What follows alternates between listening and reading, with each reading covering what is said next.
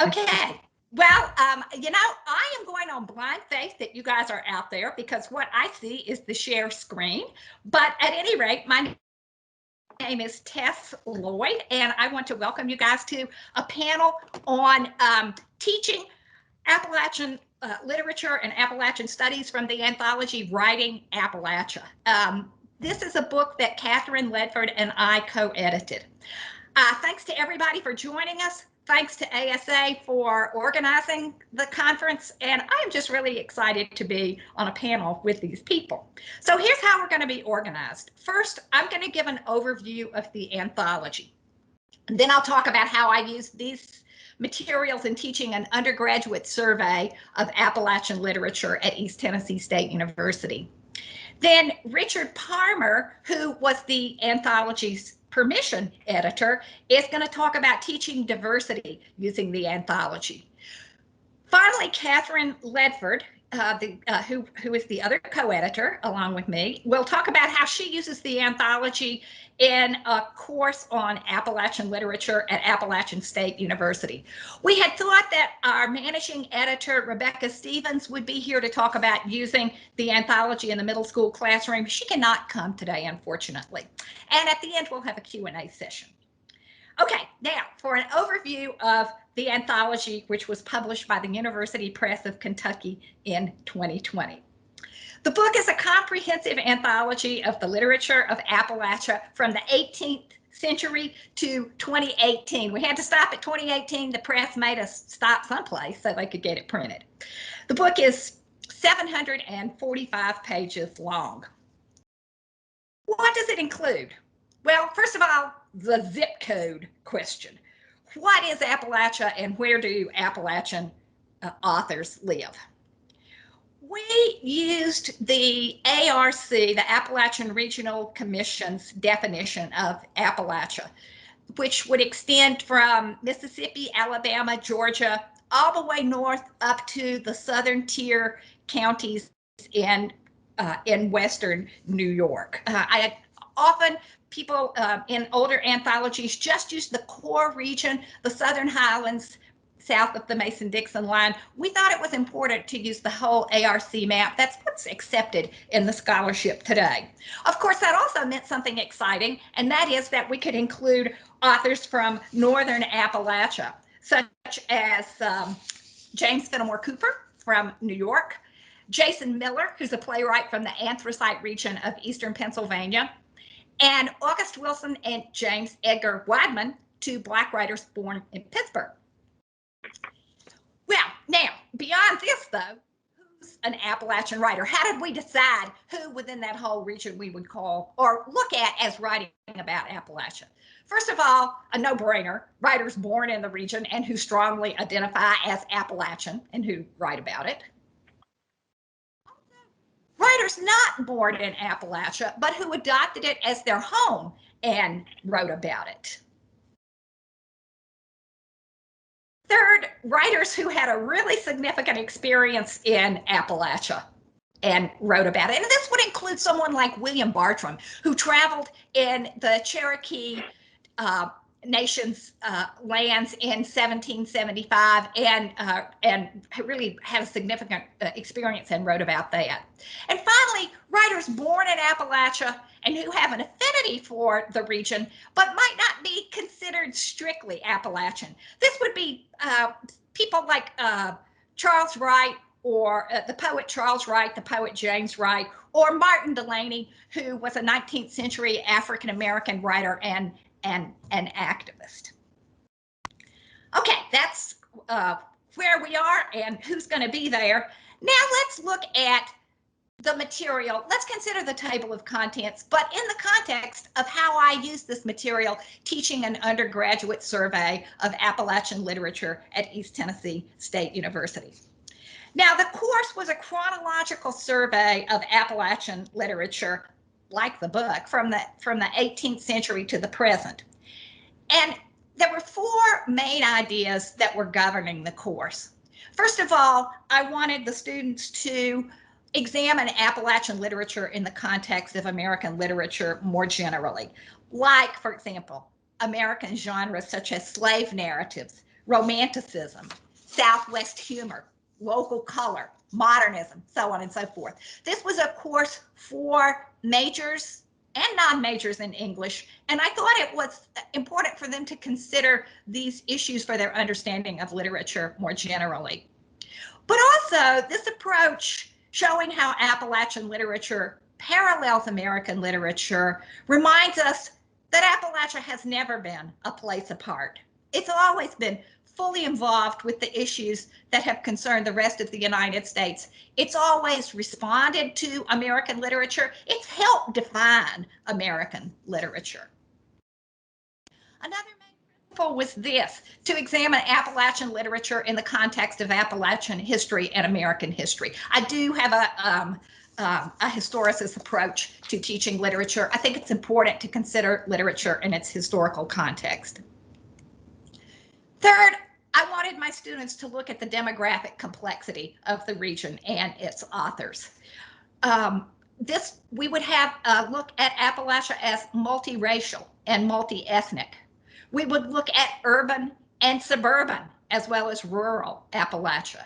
We would talk about a panoply of class issues and also gender issues, women, and LGBTQ issues. So in other words, what we didn't do is just focus on what I call mama and biscuits literature. I wanted the course to go beyond a reductionist local color vision of Appalachia. There's one other thing I should say. I wanted students to consider these texts as voices in conversation with each other. So I stressed that a lot. Okay, now let's look at some of the things that my students read. I like to do a sneak preview when I started the course just to kind of get the juices flowing. And so I spent a week looking at poems by a variety of 20th and 21st century authors. Nikki Giovanni, Jim Wayne Miller, Frank X. Walker, Doris Davenport, Robert Morgan, Ricardo Nazario y Colon, Irene McKinney, Mary Lou Awiata, Ron Rash, Morris Manning, Ann Shelby, Charles Wright and James Wright, Melissa Range. I just thought it was important for them to sort of be able to discuss a whole lot of different issues right at the beginning. But the first really big unit that we did, and also the first section of the anthology, is early Appalachian literature. That is Appalachian literature from the 18th and early 19th century, although actually in some ways going way, way back beyond that, because the first text in the anthology is from a collection called Myths of the Cherokee. It's Cherokee narratives that were collected in the late 19th century, but they go back much, much further than that. This slide is a picture of a man named Ayunini, a member of the Eastern Band, who was one of the contributors to that volume, which was collected by James Mooney. So who are these people in conversation with? One, another early Appalachian writer I've already mentioned, William Bartram, who traveled in the region in 1875 and wrote about it in his travels. Really gives us such a picture of Cherokee society at that time. Another person from this period is Elias Boudinot, the name that he adopted. Boudinot was a bilingual Cherokee. He edited a bilingual newspaper written in Cherokee and in English. He wrote and spoke about the future of the Cherokee in the Southeast. So he's right there at the cusp before the Cherokee are removed to Indian Territory, now Oklahoma, on the Trail of Tears. I like to put this in conversation with a couple of other writers. One is Blake Houseman, who is a science fiction futurist writer, 21st century writer, who has a book called Riding the Trail of Tears, where he imagines a sort of a virtual tourist experience gone awry about the Trail of Tears. And also Charles Frazier's book 13 Moons, which is about the Cherokee removal. Frazier's best known for Cold Mountain, his novel. 13 Moons is just a really brilliant novel. Finally, for the early text, James Fenimore Cooper's The Pioneers in Northern Appalachia in New York looks at the Euro-American experience on what was called the frontier. So then what we've got here are Native American and Euro-American voices in conversation with each other. The second unit that my students covered, and also the second section in the book, is slavery, Reconstruction, slavery, the Civil War, and Reconstruction. And my slide here is a picture of Martin Delaney, born in West Virginia, moved to Pittsburgh, was a very strong writer and activist in the United States. You see him here in his Army uniform. He was a major in the Civil War. And so we read a book by him, or selections from a book by Delaney. Who's Delaney in conversation with? One person is Elihu Embry, who published one of the earliest abolitionist newspapers in America, the Manumission Intelligencer, and then later the Emancipator in the 18-teens in East Tennessee. And James Adams, who was a man that was enslaved in what was then Virginia, is now West Virginia. He escaped. He recounts that escape in a slave narrative that's included in a North Side View of Slavery. Adams made it all the way to Canada. Another person in this conversation is Fannie Fain. She kept a diary during the Civil War. She too was from East Tennessee. My students are always surprised to find out that not everybody in Appalachia supported the Confederacy. Fain's family did not. Her husband actually went into hiding so that he would not be conscripted into the Confederate Army. And also students look at Booker T. Washington's Up from Slavery, his boyhood account of Reconstruction.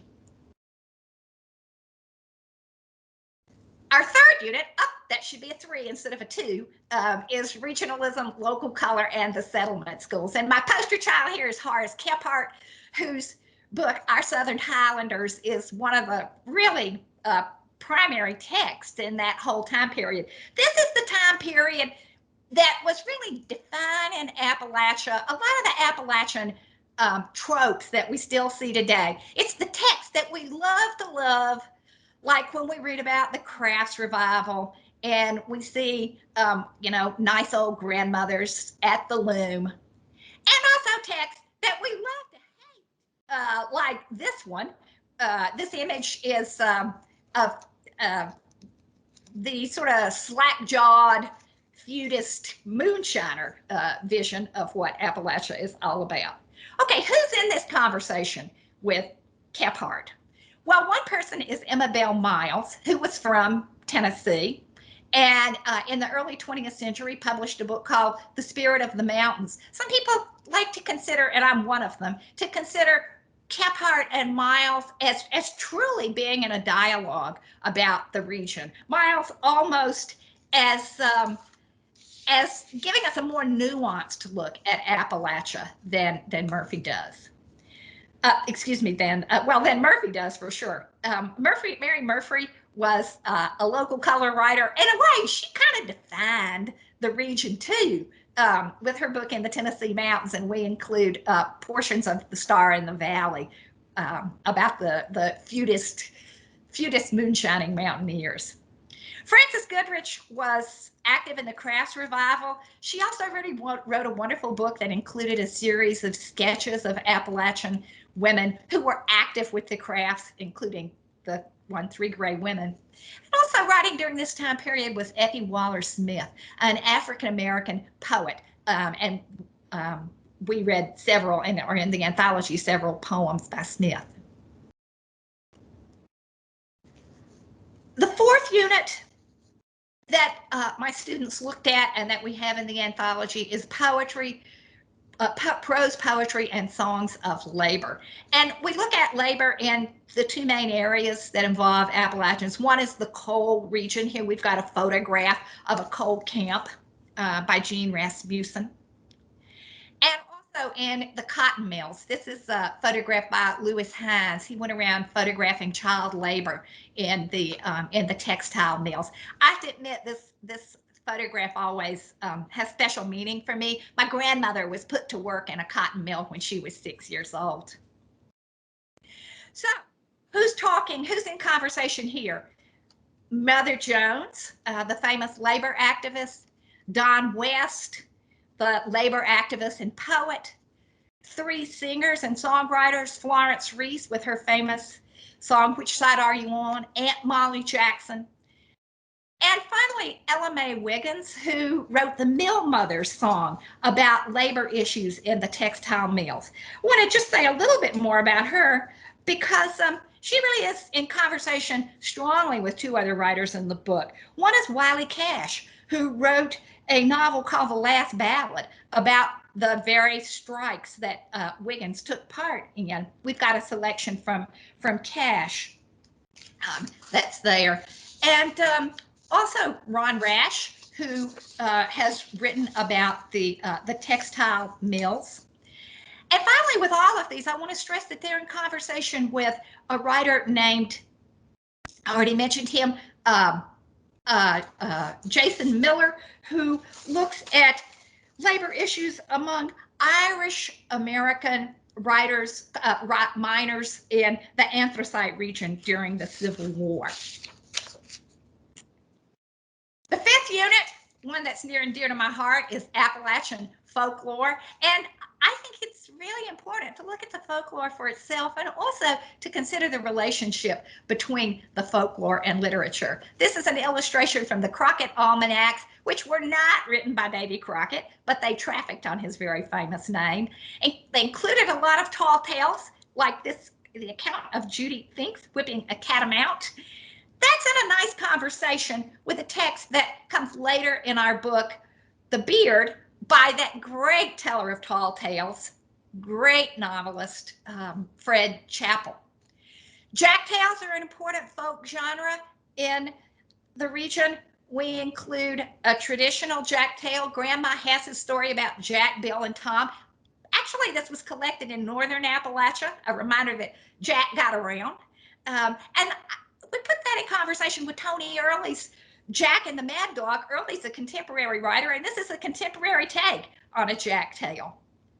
African American folklore is included with the story of John Henry, the Ballad of John Henry, and also the blues represented by Brownie McGee's Pawn Shop.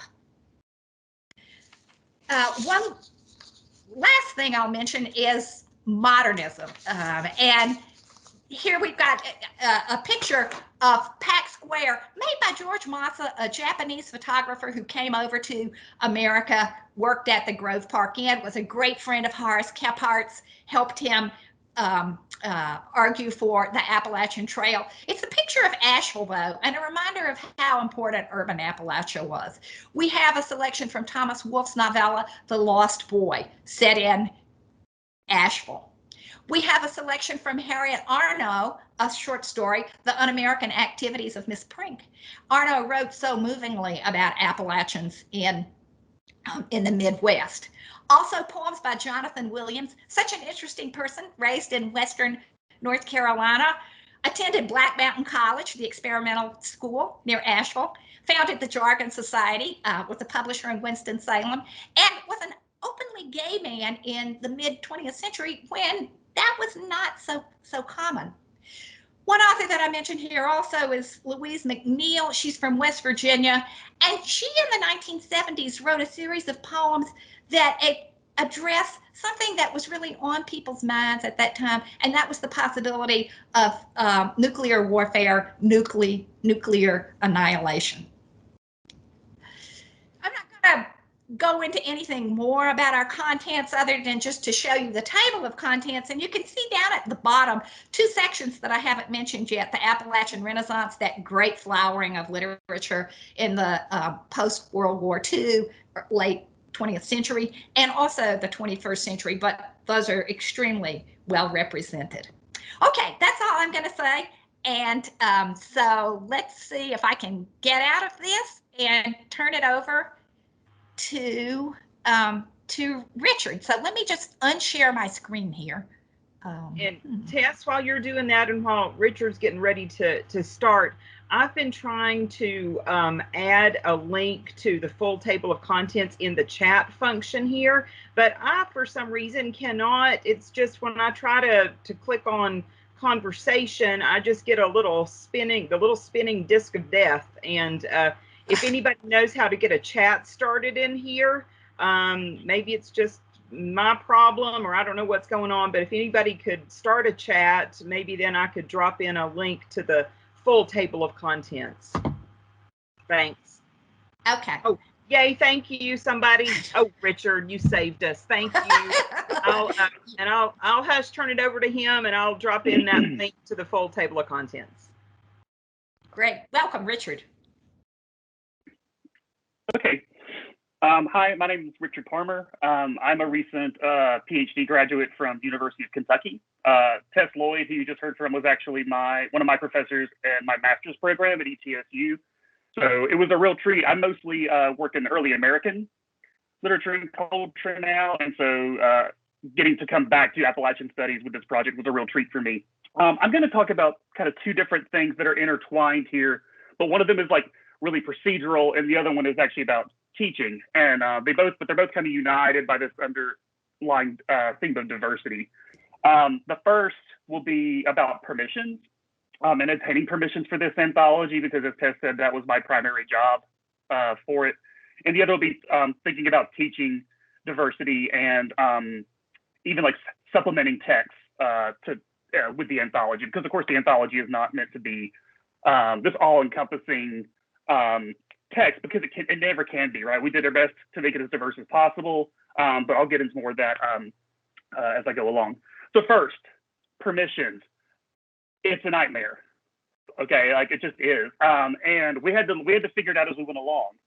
And the biggest lesson that I can pass on to all of you is, if you're ever working on an anthology or any other text where you're going to be supplementing text by other authors you've got to get permissions for, figure out which text you can get permissions first, not which text you want in your book project. Because as we learned, the permissions landscape has changed drastically, even just over the past 10 years.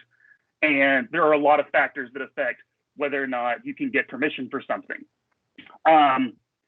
For one thing, our press, the University of Kentucky Press, we could not accept a permission that had a time restraint on it. And almost all the big presses now want to give you a permission that, let's say, expires in 10 years. And what that means is that then that press has to come back in 10 years and renegotiate that permission all over again. And for a nonprofit press like the University of Kentucky, that's just not an option usually. Know your budget. And this is a big one, expect delays, because as we learned, different presses have different processes. If you're going to try to get a permission from someone like Random House, you have to submit a request that may then take 6 weeks before you even hear back anything, right? Then you have negotiations often after that. They might offer something that's like way higher than you can afford to pay or something like that. And sometimes they fail literally after weeks or even months of negotiating. And to that end, you might have to be willing to settle for an alternative text from the same author. We had to do that with quite a lot of authors in this anthology, just so we could make sure that they got represented. Just remember, a permission is a permission. Like once you have it, you've got that representation in the text. And what we actually found was this was actually a pretty good way to expose lesser known texts by an author to a broader audience.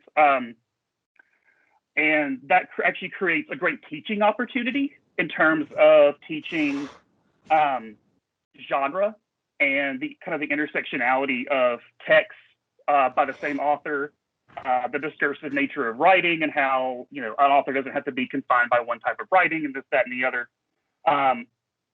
And ultimately, though, you may just have to cut, and we had to cut so many. And it was a combination of permissions that we could or could not get, as well as space. I remember Tess and Catherine can speak to this even better than I can. Our first draft that we sent off to the press, we're like, yay, we did it. Came back as, this is too long. You have to cut this amount. And so then we had to go through with this painful scalpel edge to try to trim down the anthology, which of course was like a baby at this point. And it was like, who can we cut? Finally, a thing I'll say about permissions is sometimes you have to play detective and you have to be prepared to do this. And I'll just give you a couple of examples for this. August Wilson, the janitor, we absolutely wanted this in the anthology because, again, we were seeking it to be as diverse as possible. So we have a Black author, we have drama, so diversity of genre here, and even location. And we were just like, oh, it would be so awful if we couldn't get this. Well, it turns out if you're gonna reprint text from a play, a reprint permission is not the same thing as a performance permission. So your go-to immediately often is going to be the performance permission, and then you find out, oh wait, we have to get a different kind. And sometimes the people who hold the performance permission can help you. They'll know who has the reprint permission, or they'll know who owns the estate at this point. And sometimes they have no clue. And ultimately, the only way we were able to get this permission was we found it reprinted in a textbook. And so we contacted the people who published that textbook, and they were able to tell us who held the estate so that we could then contact them through like 2 or 3 other people to finally secure this permission. And they were very gracious about giving us permission and everything, but it literally took weeks of us just scrambling to try to get this. Another example, Jo Carson, her play Day Trips, took a series of unreturned phone calls and an ever-building sense of panic. And then so this panic led to just random desperate Google searches. And I just got lucky enough to find a website dedicated to her. And the person who curates the website, thank God, had her contact info. And so I just sent her this most like bizarrely awkward, hey, do you happen to know how we could get the permission for this? And it turned out she was one of the co-permission holders. So again, like that was just a completely random kind of like sleuthing to figure out how to get this permission. And she was then able to get in touch with the person we could not get a return phone call from to secure that for us. Wendell Berry, the selection we have in here, was from a small press out of someone's home. And so the press wasn't even active anymore. And the only way we got this permission was because I got so desperate that I looked up the location of the press and drove to it, because it was just like 30 minutes from where I live here in Lexington, Kentucky. It turned out it was run out of a house. The man who ran it had died. And so his poor wife, didn't really know what to do, although she owned the permission now. She had recently lost both her husband and one of her sons. And so she was so just kind of like emotionally in this bizarre place that she had not really understood like the phone messages I'd left and stuff like that. Was graciously, was like excited about giving the permission, but literally what a random thing to do, just to like drive out on a whim and hope that you can like get it, right? And finally, there's a small press here in Kentucky that actually held several permissions that we ended up getting. They're not active anymore in terms of publishing new material, but they still grant permissions. And literally 1 or 2 of my phone calls were answered on a barn phone by the person who still runs that press. And like he even told me when he then sent the email, I'm so sorry, like when you called, I answered on the barn phone, so I had to like go back to the house so I could send this permission to y'all. And it came through like a couple hours later. But these are the weird things you don't expect. But it also it's interesting to recognize the diversity in presses. Often the smaller presses are much more willing to work with you in a fair manner. You're going to have a lot more headaches with those big presses. That's just the truth. I remember we tried to get 2 different texts by Denise Giardina into the anthology. Random House first, couldn't get it through them to meet the requirements we needed. Then to Norton, thought we had it secured, couldn't get it the way we needed. Then to Denise Giardina herself, who just sent us some personal writing that she had done for a magazine, and that's how we were able to finally get her included. Don't be afraid to flatter the authors, and this is kind of wrapping up the permissions part of this, because the authors can be your best friend, your best advocate. There were some permissions that we were only able to get because authors intervened on our behalf. And and were willing to contact the press and say, I want my work included in this anthology. You need to make an exception for them. If it had not been for that, we would not have gotten some of these, including like Barbara Kingsolver. Like, she was so great in advocating on our behalf, and we were really grateful for that. And finally, emphasize that you're just a poor, small-time nonprofit project. Like, you're not like a private.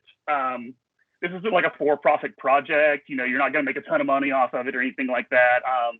Sometimes marketing yourself that way helps you win a little bit of sympathy from otherwise very unmoving presses. Okay, so now switching gears a little bit, and just to wrap that up, the reason I wanted to talk about that is just as a way of saying, as Tess emphasized, diversity was a huge part, a huge motivator in this text, and all the different ways that we've talked about. At the same time, both because of length requirements as well as permissions we couldn't get sometimes, either because we literally could not find who held them, or it was just impossible to get the terms we needed. We couldn't include them, and that was kind of heartbreaking for us at times. So there would be more, there would be even more diversity in this book if we could have had it. Finally, I'm going to turn to just teaching, and I'll try to go faster because I definitely don't want to go over time, and I want to make sure that we have plenty of time for people to have discussion. We thought about diversity a lot in this, and the way you could teach it includes everything from nationality, race, gender, sexuality, class, location, and genre, just to name some of them. And we really wanted to think about diversity really as a web or as a sort of a network instead of just like a singular thing. So a lot of these texts could, if you were say going to like tag them with different keywords, would represent more than one type of diversity. So for example, a text like, I'm going to go one that's outside of the text, but the authors are presented. A text like The Unquiet Earth by Denise Giardina, which would be a great supplemental text for this, covers both Appalachia as a porous place, because you have people going off to war and coming back home, leaving for jobs, returning, as well as environmental justice and the coal industry, and social justice in terms of working class conditions and the struggle for better treatment.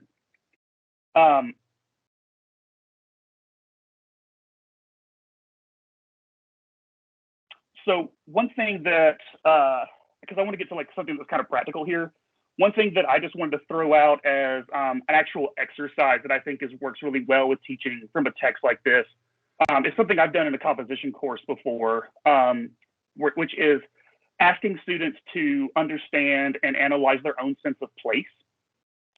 And I ask in this sort of thing, I ask students to think about this through multiple lenses. Sensory, so things like smell, sight, things you hear, that's going to vary sometimes drastically from place to place. Food, landscape, ethnicity, local culture, rural, urban, or suburban, infrastructure, local politics, public health, history, and then even something like movement, like were you very transient growing up versus were you stay in one place pretty much your entire life until like you went to college or whatever. And then once they sort of realize the complexity of their own sense of place, I then have them give individual short presentations about this. And what we kind of come away with by the end of it is they see how complex everyone's identity is and everyone's places they come from are, and it leads to a lot less reductive kind of thinking, a lot less putting people into boxes. It also encourages ultimately everyone in the room to realize they have a lot more in common than maybe they realize. And this is a great early in the semester thing for two reasons. One, they're introducing themselves. So they don't know each other when they get there, maybe. And then by the end of, say, the first 2 or 3 weeks, now they kind of know a decent bit about each other.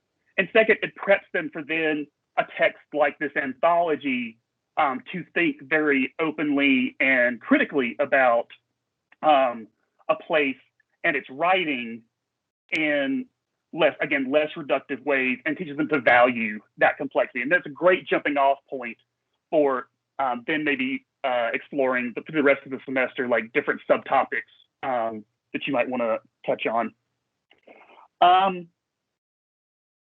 And then finally, there's just a lot of great opportunities with this text for supplemental materials for diversity, including ones that we wanted that we couldn't get. So for example, and this is where I'll kind of wrap things up, if you wanted to focus, if you wanted to bring in more LGBTQ text for the anthology, there's all kinds of great secondary text like Alison Bechdel's Fun Home, which we tried to get and couldn't. And this one's great. Again, think about diversity in multiple ways that are connected. This is a great LGBTQ text, but it's also Northern Appalachia.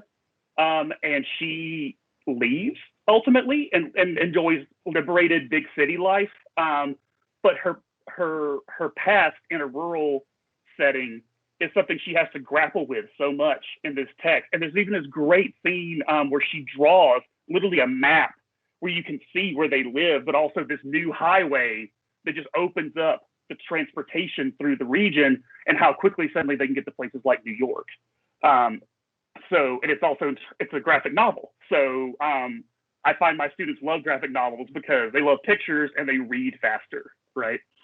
My Own Country, Abraham Verghese, another text we tried to get because this deals with Johnson City, Tennessee region during the AIDS crisis. But again, this text deals with more than just LGBTQ issues. It deals again with movement of people leaving and coming back to die, basically, from larger cities, as well as race and ethnicity. Abraham Verghese is Indian, and one of the things he documents in the book is this slowly growing and thriving Indian community in the Johnson City area. And so that's just another way of, like, again, interconnection here, these LGBT issues, but also Appalachia is not a place of just only white people, or that it's inhabited by people that didn't come from other countries, right?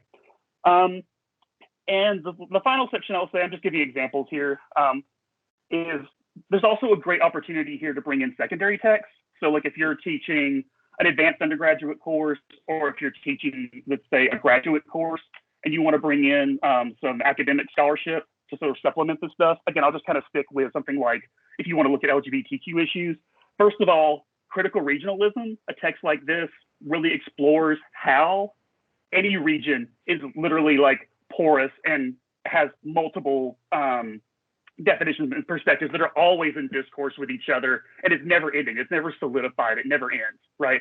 So even just taking like the introduction from this book and giving it to your students as a PDF or something like that sets them up for so many great conversations and way of thinking very complexly about place. But then texts like Men Like That by Howard, this doesn't deal specifically with Appalachia, but it does deal with the rural South in terms of how, especially in like before the age of the internet, he actually talks about how circulation for queer people was more important than congregation, because you literally had to move from place to place to find more people who were like you. Scott Herring's Another Country is about queer anti-urbanism. And he talks about queer anti-urbanism as a type of like paper cut politics. So it's not like this roaring movement sort of like political thing. It's more about like the ways you can eat away at cultural norms slowly, simply by existing and insisting on your existence. This one does deal with Appalachia. Mary Gray's Out in the Country, Youth, Media, and Queer Visibility in Rural America. This one's very timely in terms of thinking about moving from Howard, the age of the internet, for these young people that she, they're the center of her ethnographic work, finding spaces they can congregate in to do things like watch Queer Eye for the Straight Guy or Queer as Folk and stuff like that. Sometimes it's churches, literally, which you would maybe not expect, but also using the internet to have kind of like an increased media presence and saturation, things that they can access through the digital world that maybe aren't as present where they live, and things like that. And finally, queer ecologies. It's a great book for, again, you could just use the introduction from that book. It's a great book for getting people to think about how the way we relate to the environment affects all kinds of other perceptions about people in terms of like their gender identity, their racial identity, and even their sexual identity or their sexual politics or anything like that. There are so many texts in this anthology and these supplemental texts that a text like that would be perfect for providing a certain lens of analysis for your students. And in fact, I would have never have gotten to my own work, my perspective on it in early American literature, had I not first tested out the ideas from this book on some Appalachian texts, both as part of a course I took with Tess and through one I took here at the University of Kentucky that was on rural queer. It was called The Rural Queer. That allowed me with these more contemporary texts to then make this jump with the same sort of framework to these early American texts that I would never have been able to think of that way had I not experimented on Appalachian literature with these ideas first. So I'll wrap it up there. I actually spoke longer than I thought I would. So I will turn things over to Catherine. Okay, great. Thank you. That was wonderful, Richard. And I do just want to sing, I know Tess and I both want to sing Richard's praises for the incredible amount of work he did and saved us an incredible amount of work on those permissions.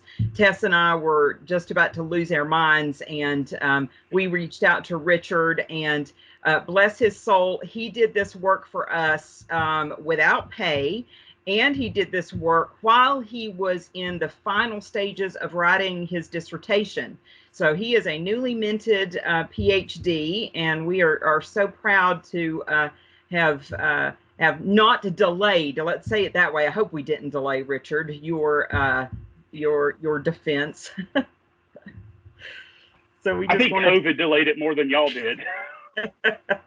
But just thank you ever so much for your wonderful work, and you really did play such an important role in this anthology coming together, because we couldn't have done it without you. So in my time with you folks this morning, I am going to do three things. I'm going to give you an orientation to a course that I'm teaching right now, Appalachian Stories, and it is an Appalachian literature class.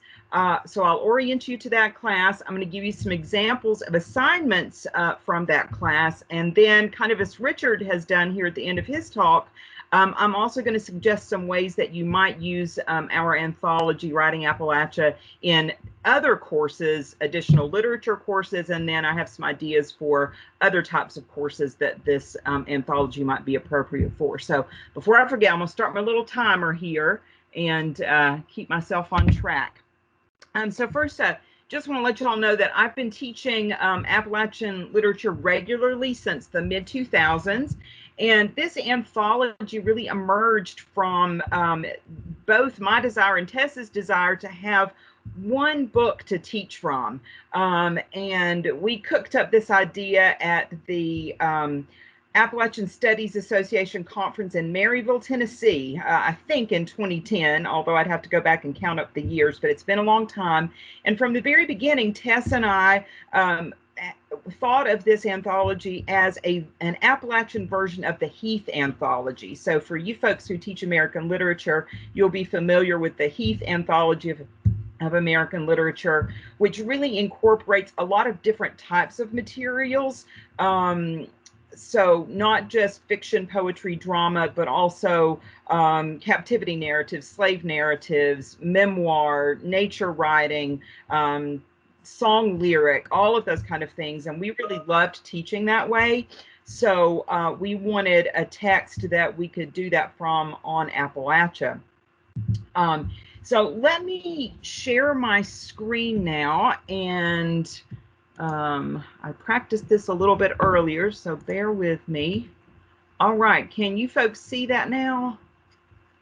Well, now everybody's disappeared off of my screen. So, okay, good. Thank you, Richard. So what I'm going to do is just give you folks a tour. This is a course that I'm currently teaching. It's called Appalachian Stories. Normally, I would have just called it Appalachian Literature, but our English department already had a well-loved class called Appalachian Literature on our campus. So when I created this course in our Appalachian Studies program, I needed to name it something different. So Appalachian Stories it is, but it is a literature course. The course is actually part of our general education selection here at App. And this version that I'm sharing with you today is 100% online. I had taught it pre-COVID, one other time 100% online. And I've taught this course in all kinds of different variations. So I've done it hybrid, where we meet a handful of times during the semester, and then the rest is online. As I said, I've done it 100% online. I've done it completely face-to-face. But the version that you're getting here today is a full semester course that's 100% online. We use something at App called Moodle. It's an open source course management system. We rename it as you learn on our campus, but this may look a little familiar to you if anyone's used to working with that open source product called Moodle. So the way I have the course arranged is I have a unit for each basically week of the semester. And my week runs from Wednesday morning to Tuesday evening. And it's built on units. So you'll see the dates there. And let's see, there are basically what I've done here is I've created the course in a chronological manner. So we begin with Cherokee narratives, oral narratives, from the anthology, exploration narratives, travel narratives. I'm not going to open this first unit because it's a little bit confusing because it's the first one. It looks a little different, but I'll go ahead and open the second unit here. It's more representative of what I'm doing in the rest of the class. So the second unit, we dive into slave narratives, tall tales, local color, jack tales. And one other thing I'm also doing with this course is I do supplement it with novels. So we begin reading Silas House's The Cold Tattoo in that second unit as well. What I have done, I have not required any papers in this course. So my students do not produce additional papers. Each unit, I give the students a set of texts to read.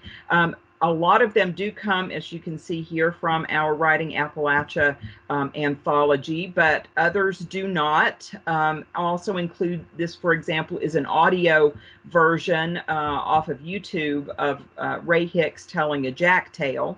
And then, of course, I do have the Cold Tattoo students purchase, and we read that separately.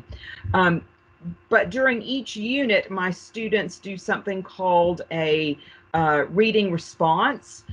Each student submits that work individually. So it's a series of questions that I pose to them about the material that we've read for that unit.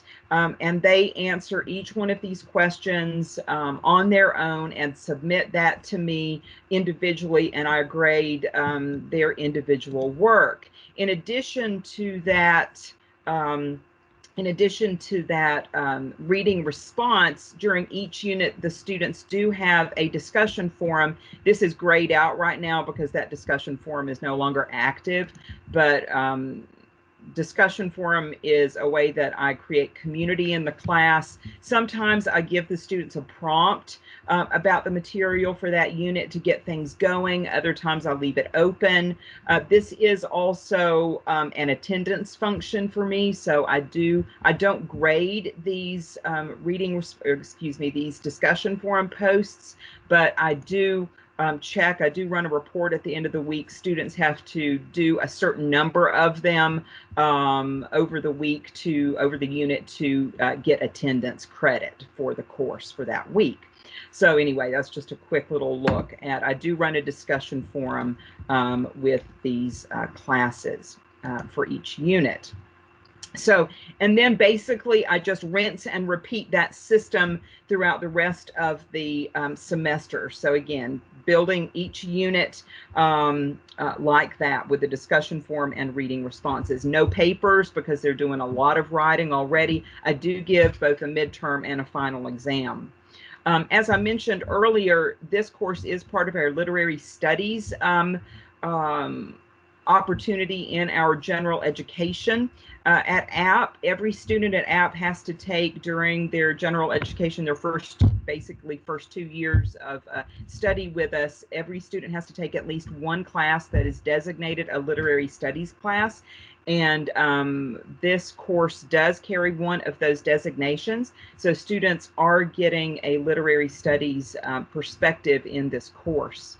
I'll close that one. I do have our current unit that we're in highlighted, and it opens it up automatically every now and then, so I may need to keep closing that.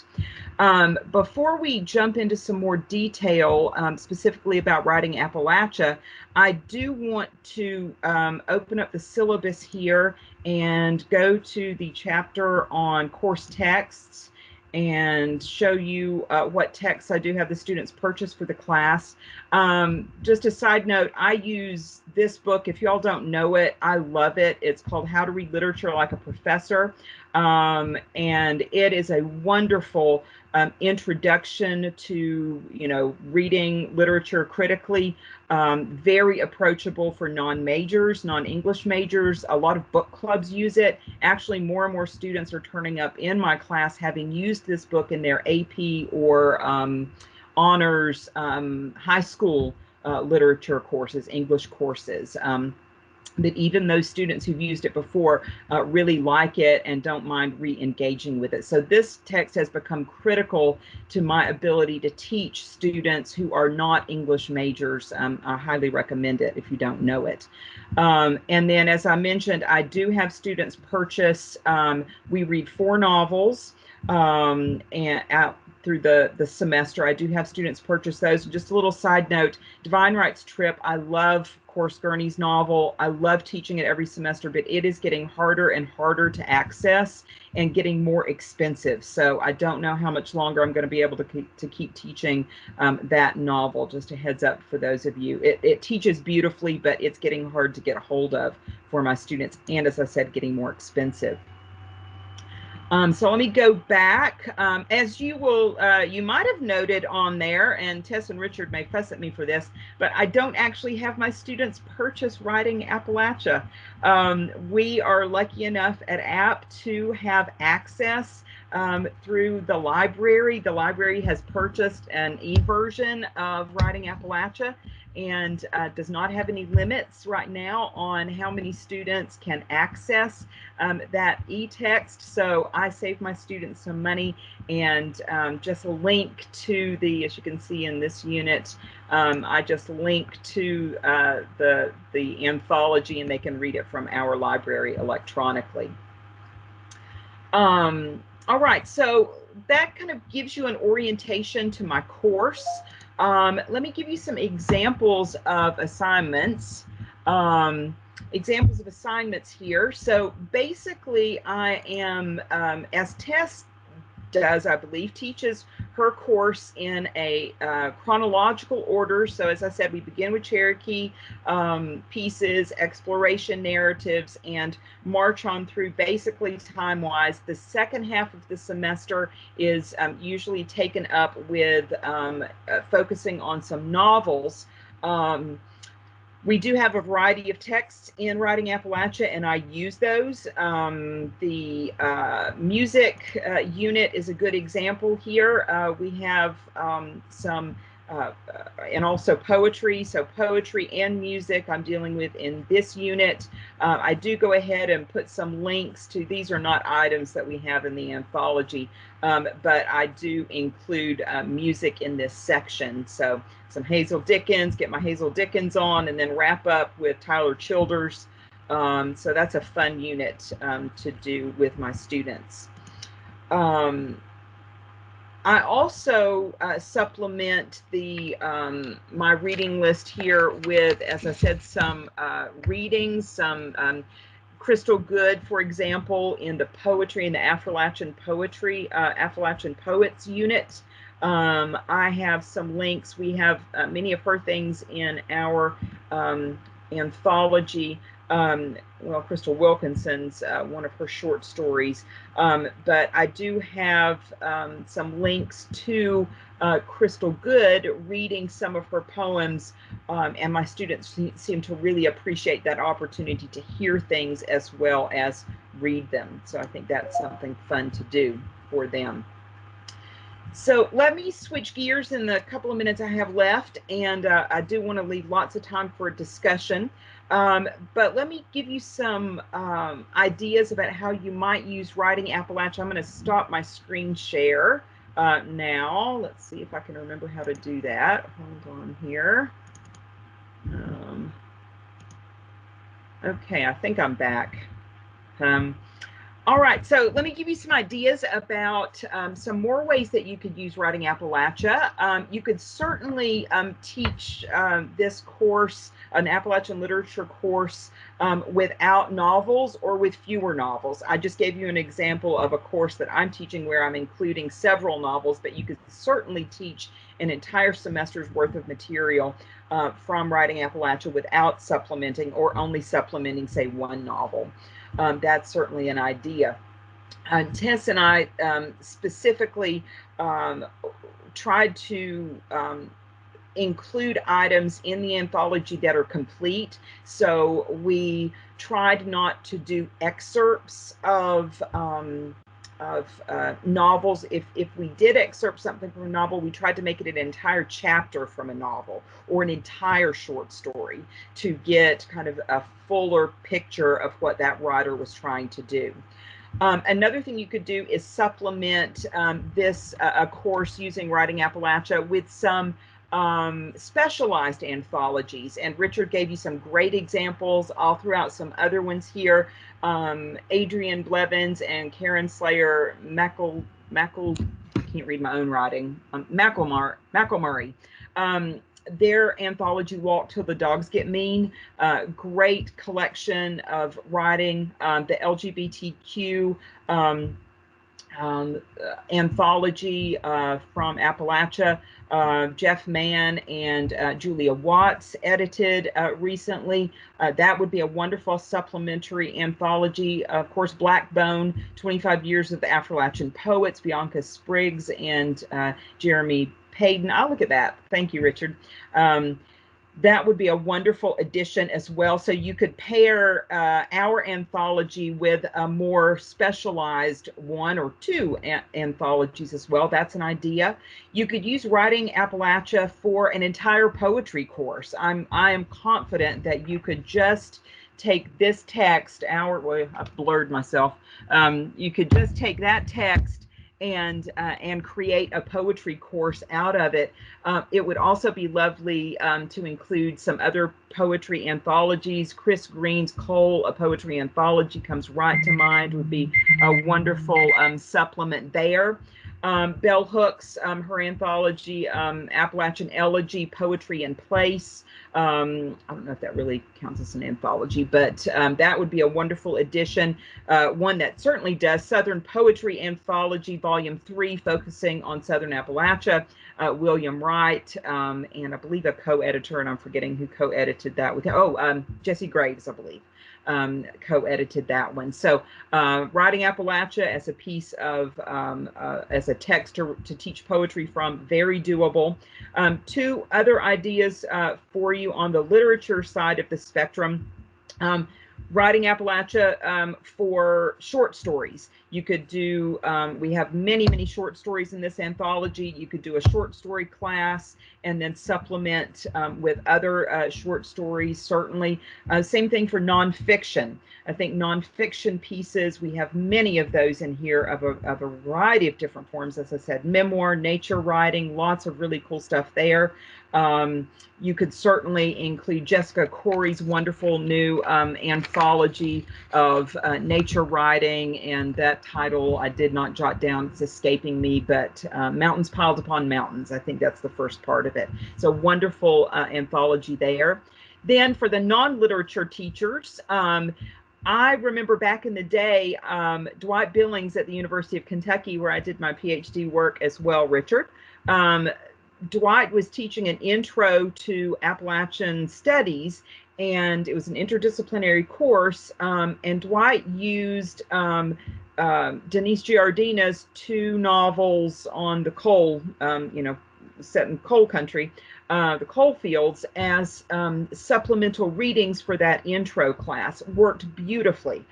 So I would encourage other people who are teaching teaching like interdisciplinary Appalachian studies courses to consider using Writing Appalachia to supplement that work. History courses, sociology courses, I think any of those kinds of things could also dip into this Writing Appalachia anthology and find valuable things to contextualize and bring students a deeper and richer idea and voice from the region. So I will end it there. And Tess, Richard, anything we want to say before we open up the floor for the virtual floor here for questions and comments?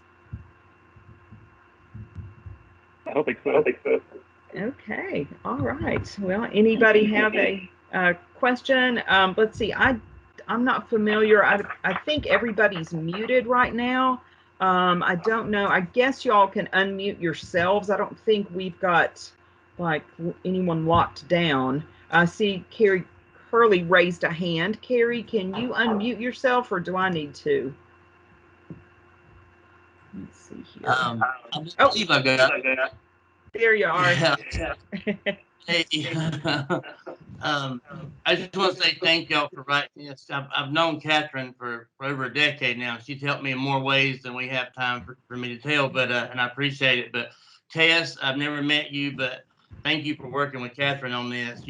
For me, I'm an adjunct in Appalachian Studies, and a book like this just helps so much. And Catherine, when the pandemic's over, I'll get this back to you, okay? By my own. But I just want to say thank you. And Richard, I didn't realize you played such a part in it, and that's awesome too. Thank you. If you were starting this over, for a question, if y'all were starting this over, what would you do different? Like, I know there could be a million things, but maybe in a general sense. Tess or Catherine, anybody. I'm gonna let y'all go for this because I was brought in late. Y'all were there from the beginning, so I've heard y'all talk about it, and y'all have a much more authoritative perspective on the long view than I do. Tess, I'll start us out just real prosaically. Something we were alluding to earlier with Richard, the order of work I would change up. I would not write one darn head note or start an introduction to a section, or heaven help us, the general introduction, until I had pretty much found out which permissions I was going to be able to get and which ones I weren't, because we did waste some time writing beautiful head notes for things that we ended up having to scrap. So just on a workflow side, I would do that. Tess, do you have other things you want to bring up? Yeah, I would do that too. I would work on permissions early on. That was the hardest thing. That was the worst thing. And another thing that was kind of bad about that is that because it takes a long time to put an anthology together, sometimes we got permissions early on in the game, but because the anthology didn't get published when we thought it would, we had to go back and renegotiate the permission so that it would show the actual publication date. And sometimes publisher standards had changed in that time. So I would start with permissions, but honestly, I don't know if there's any way to make them other than a headache. Oh, you know what I'd really do? I would only have an anthology of work by Appalachian writers that was already out of print. It would end in 1924. I'm being totally facetious when I say that, but it's true. Thank you. Well, that's good. That's what I was looking for. Thank you. But now, Yeah, we Richard didn't will have to get serve permission as. for William Bartram.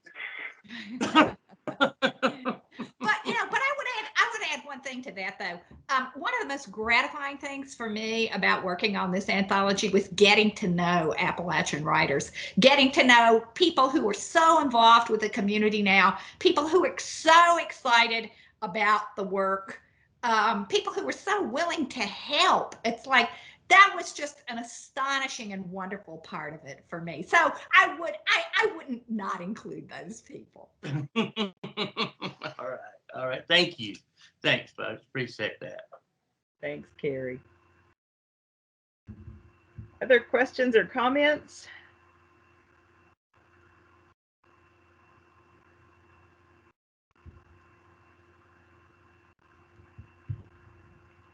I'm looking over our participants list here, and I see a couple of people who I know have been anthologists themselves. So I'd say the things that Richard and Tessa are bringing up, some of you in here may have already dealt with in your own scholarly work. It can be a bear for sure.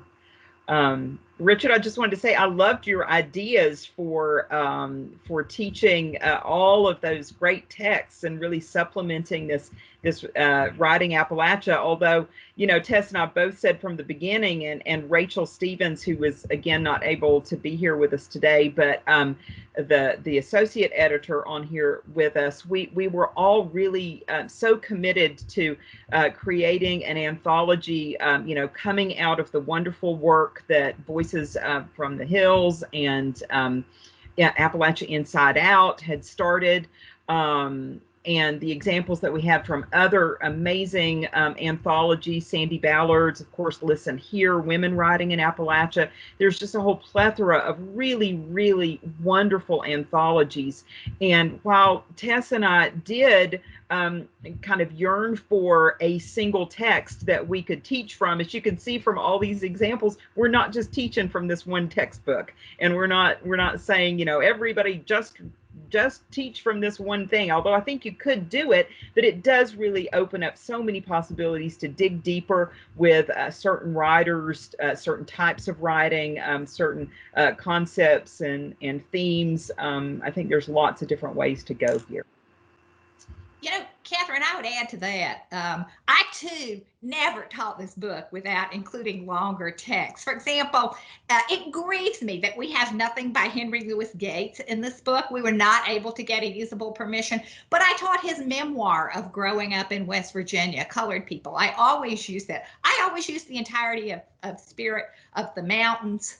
And so I would stress also that it's important to use the longer works. We could not include them in the anthology. I know that Heath and Norton both put full novels in, but I got to tell you, that's not, I can just hear our editor at University Press of Kentucky if we said we wanted a full novel in there. So we don't have the onion skin paper, you know, that the Heath and the Norton are, or at least I'm showing my age here. At least I haven't held, you know, a current, I guess they're still printing them, but yeah, our paper is normal paper. It's not the really super thin onion paper stuff, whatever it's called. I'll just add as an experience that was surprising for us. Denise Giardina, again, our first round of the negotiations was with Random House, which everything with Random House pretty much was a nightmare. They just would not budge on things. But then our second round was with Norton, because Norton had acquired the permission for, I want to say it was In Quiet Earth. And we thought, oh, Norton, they do anthologies. They're like a nonprofit. Surely this will like go way easier than Random House. And at first it looked that way. And then it wasn't. Like they eventually just gave us something we could not accept. I think it was a time. It was either a time limit or an amount that we couldn't pay, and we just so that author alone was like months of getting our hopes up, and finally it took me desperately reaching out to her through Facebook Messenger of all things to get her to throw out a text that we could easily get the permission for, which was the one that's in there, which is about, again, and this can be a good thing, because even though it wasn't what we wanted originally, that piece is actually quite lovely, and it's more like life writing, memoir kind of writing, a personal essay, than a fictional novel, but it still captures a lot of the things that are in something like The Unquiet Earth. The fact that her father, like, you know, comes from like an immigrant family, and like how that influenced like family dynamics, and even, you know, neighborly dynamics and stuff like that in the region, all through kind of like the lens of a dog. So it turned out to be this really lovely little piece that, you know, the anthology is still richer for our ability to get, but, you know, God, those big presses. Well, we've got about 5 minutes left. Does anybody have questions or comments or just observations, your own teaching experiences with Appalachian literature? Catherine, you've got a question in the chat. Oh, I can't see the chat. From Sorry. David Wilson. It's about a recommended reading list. Oh, okay. Yeah, thank you. We include a recommended reading list. Which we don't. We don't. I'm happy to share. I have a really ugly Word version of my the course that I gave you a little tour of. It's literally just copied and pasted bits out of that and into a Word document, so it's real ugly. But I will put my, let's see, Richard, if you'll make a chat thing so mine will open back up, and then I'll put my email address in the chat to everybody. And if anyone's interested in, as I said, it's real ugly. It's not formatted pretty, but it'll give you all the content of my course. I'm happy to share my email that way. And is the question sample syllabuses? Is that what the question is in the chat? Because I can't see it either.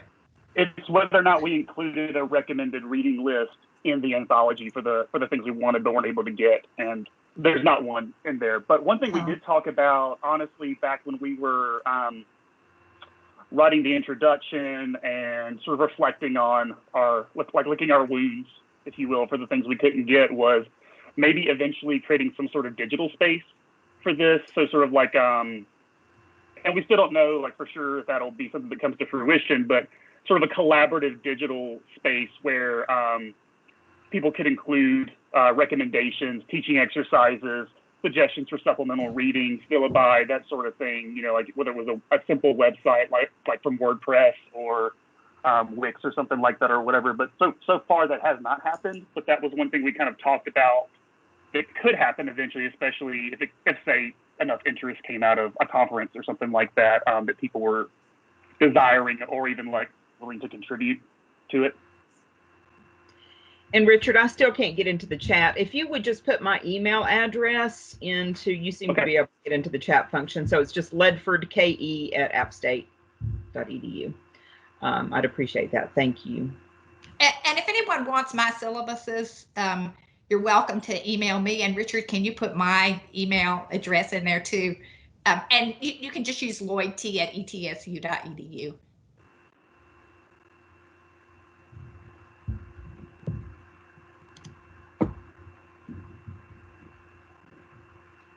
Anybody else have a comment or question for us?